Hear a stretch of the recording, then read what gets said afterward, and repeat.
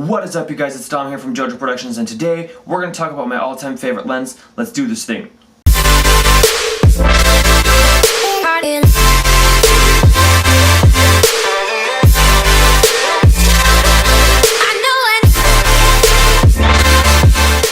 Whoa, what was that? That was an intro. Sweet. Now I'm a YouTuber, right? Of course. Duh. No, I'm just kidding. So yeah, I just wanted to make myself an intro because, you know, I've seen a lot of people do it and I just wanted to jump on the bandwagon. So there it is. That's my intro. It's going to be on all my videos now. It's probably going to change and probably get better throughout my career. So yeah, there you go. That's just my intro. But today, we're going to talk about my all-time favorite lens. So let's dive right into this thing. Now, if there was one lens that I could have on my camera for the rest of my life, well, that would be a really hard choice, but I think I've kind of boiled it down to this one. This is it right here. And to be more specific on what this is the Tamron 17-50 f2.8. It is a fantastic lens, and I have done, I'd say, like 90% of my work with this lens right here. I absolutely love this lens. Now, warning, this lens is for crop sensor cameras only. So like my D7200, it's gonna fit on the 90D, the 80D, just smaller cameras like this without the bigger sensors. Why did I say that this is the lens that I would choose for the rest of my life? Well, it's because of the versatile zoom range, the 17-50, and it's also because of the aperture of f2.8. 17-50 seems like a pretty darn good, you know, zoom range, and I think it is. On a crop sensor camera like my D7200, that comes to about a 24-70, which is like perfect. If I could have one lens in the full frame world for the rest of my life, it would definitely be that 24-70 2.8, and that's pretty much what this is for the crop sensor cameras. So this lens is great because it pretty much is an all-in-one lens. It has a 24mm, it has a 35mm, and it also has a 50mm. So if you think about it, it's really like three lenses in one, and that is like super phenomenal, because when I am doing something like a wedding or I'm doing a music video, I really don't want to be changing lenses and slowing down my workflow.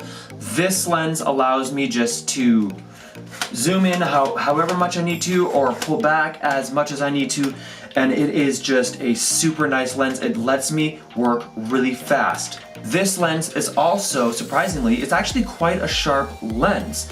At f2.8, it does look pretty good, but once you start stopping down this lens to like f4 and beyond, but you can't go too far, I would say you cannot go past maybe like an f8. That is where this lens really starts to struggle with diffraction. So another great thing about this lens is obviously the aperture of f2.8, that big ol' front element. Aperture of f2.8 is going to be around, in the full frame world, it's going to be around f4. And f4, it's pretty good.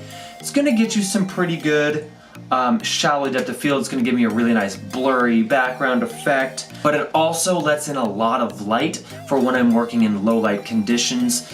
That is super, super helpful. Now, I know that there is the Sigma 18-35, and I have used that lens, and that lens is, yeah, it's pretty phenomenal, but the problem that I have with it is it only goes to a 35, and that's really not quite tight enough for when I want to do extreme close-ups or headshots, or I really just...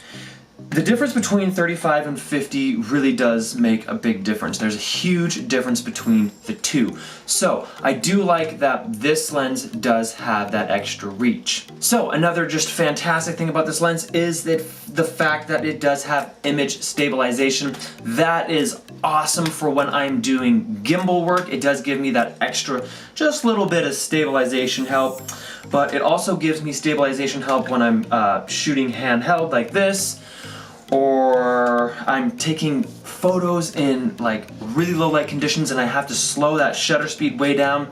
I have shot this thing down to like, oh geez, I've shot this down to like a 25th of a second even slower than that, probably like a 1/10 of a second. It's let me get some really, really nice slow shutter speeds, obviously, which helps me lower the ISO and keep a cleaner image. Image stabilization on this thing is absolutely brilliant. I love it and I wouldn't trade it for the world. The Sigma 18-35 doesn't have that. This has it. It is brilliant and fantastic. So there you go. There are a couple little reasons on why this is my favorite lens. Again, it's because of the really nice versatile zoom range between 17 to 50, which does equate to a 24 to 70 in the full frame world. The really nice bright aperture of f2.8, which lets me blur backgrounds and get really nice low light pictures, lets in a lot of light. And then finally, the image stabilization that lets me just be a lot more stable and get cleaner images. So if you guys like this video, please give it a big thumbs up. If you loved it, subscribe. If you have any questions or comments about this fantastic lens, please leave them in the comment section below and I'll be sure to get to those. And until next time, we'll see you guys later. Bye.